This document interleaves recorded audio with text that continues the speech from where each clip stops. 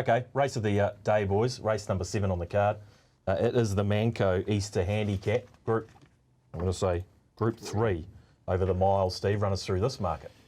Almost one-way traffic, Thaddeus. Early doors, what we've been trading for almost 24 hours. And Brando, open at $5, second elect, now trading at a $4 top line in front of Carolina Reaper. Brando, well played. As I mentioned, accounts for roughly 80% of the hold. A number of four-figure bets on Brando. Carolina Reaper, the original fave, holds that price at $4.20. Tell-all, sticky gate out of turn, or out half a turn, $8.50. Sam I Am Susie, dropping back in trip, $7.50 out of point to 8.5. Shares that same quote with Clever Rudd. So you've got 3 horses there, $8.50 each of 3. Demonetization, the defending champ, only have a runner in single figures at 9.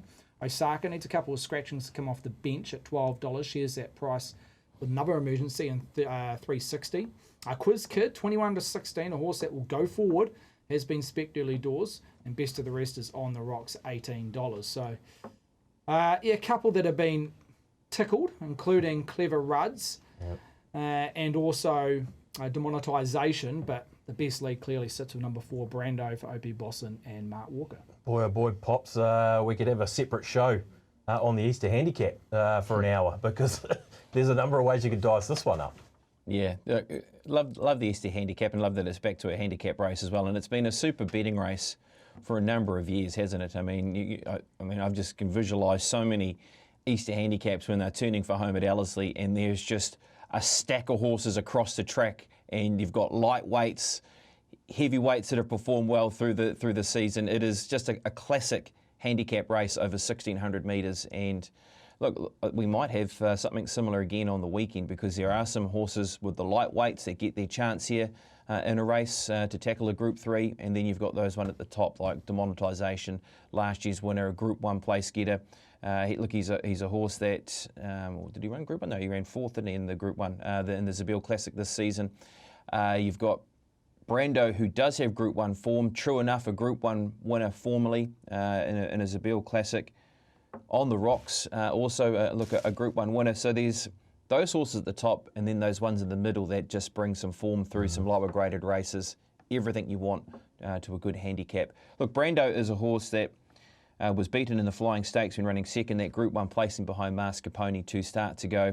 He has the barrier draw, he has the jockey and the trainer that's in form at the moment since taking over from Jamie Richards and Mark Walker. So, look, all those factors make a whole lot of sense, doesn't it? Did have a look at the forecast, because I think the forecast is also important for tomorrow's race meeting, especially for a horse like Demonetization, who won the race last year on a weak track. There seems to be a few showers possibly today, but then looking like it will be fine tomorrow around the region, and the track has come up in the good bracket anyway, so it may not have too much of an effect in terms of track condition for the weekend. So maybe look towards those horses that like the good 3, good 4 is where we might be heading. I went for the 14 in the race, and Sam I Am Susie, just trying to find a little bit of value away from those that are at the top of the book. Sam I Am Susie's been one of those horses that has announced herself this preparation. She was placed in the Cuddle Stakes. She ran over 2,000 metres last time to the race and was beaten in the Manawatu Breeders. She comes back to 1,600 metres. She should be able to find a decent spot. She can show early speed, and if there's that pressure in the race, which you'd expect from a horse like Quiz Kid, who's in the event, who has been nibbled at a bit of a price, you would imagine, be a race run at a very good tempo and good strong tempo for those that maybe are back in the ruck that are trying to run over the top. So it sets up for a good race. No doubt about that. A good old handicap, Paul, the essence of handicap racing.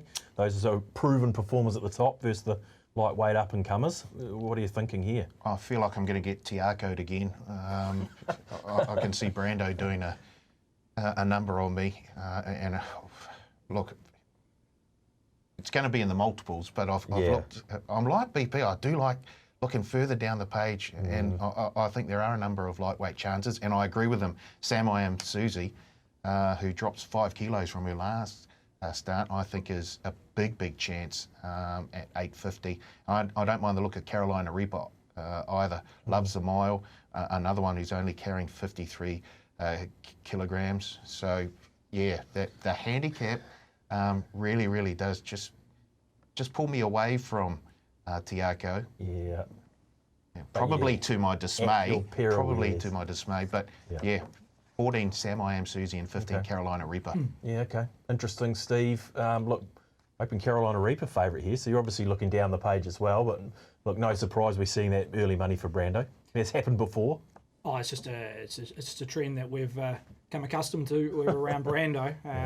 Well played during the week on Thursday and Friday, and can be a little bit soft on race day, and I expect that to be the same. As you mentioned, a genuine open class handicap here with many down in the weights that have a decent shot here, but just on Brando. Look, last start in the Flying Stakes, had to go back from an outside gate, and race shape allowed him to finish over the top and run second. They went very hard in the Flying Stakes. So he had the right race shape there, over 1400. You go back 2 starts at 1600, yes, it was Group 1 at Weight for Age. He got an economical run, he peeled out and hit the lead at the 300 and just peaked in the last furlong and he finished into 3rd. We talk about Quiz Kid, Clever Ruds. There's going to be genuine tempo. It's going to be above even tempo for the first half of the race. And I concede that it's drawn a good gate, but it'll have to be a pearl of a ride from Opie. He'll have to keep this horse in a nice rhythm, an economical run, a little bit of cover, and just give him one last sprint because 1600 is a query for me off a hot tempo.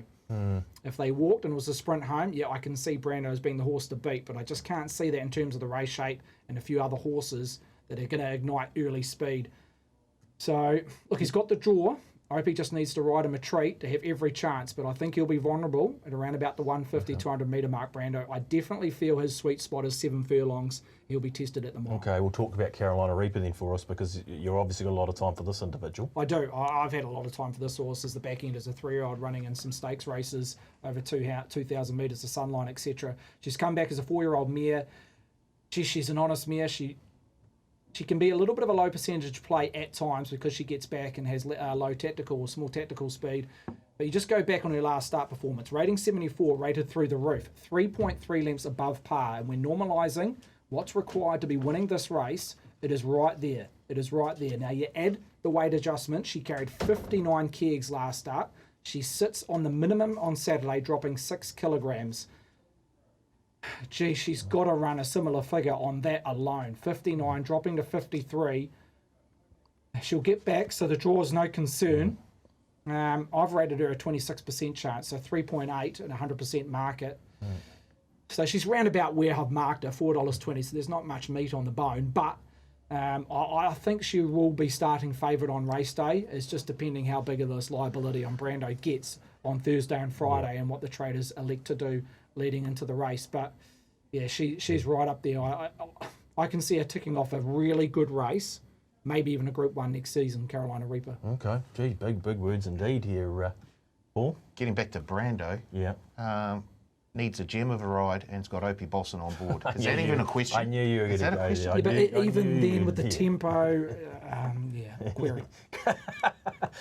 Yeah, you and Opie like that, aren't you? BP, surmise this race because I say we're running out of time. We've got plenty of time, but tell us where you've gone on the Easter. Look, I'll throw one other horse out here that I think we have to be very wary of, and it's demonetisation, because there was so much money for this horse in a 1200 metre race. I couldn't believe my eyes, to be honest with you, with where this money was coming from. He was high double figures, started single figures in a 1200 metre race where he carried 63 kilograms. We spoke to Nigel Tiley pre-race, and he basically said that he's going to be in need of the run. So the money's come from somewhere around demonetisation. You don't need to be reminded what happened last year. Bookmakers did get cleaned up with demonetisation, winning the Easter Handicap 12 months ago. Yes, I know it was a completely different race to this year because it was run on more yielding ground, but he's second up on his home track. He does have to overcome a wide barrier draw, but the speed will be on. He can go on top of the ground. That's not an issue for him.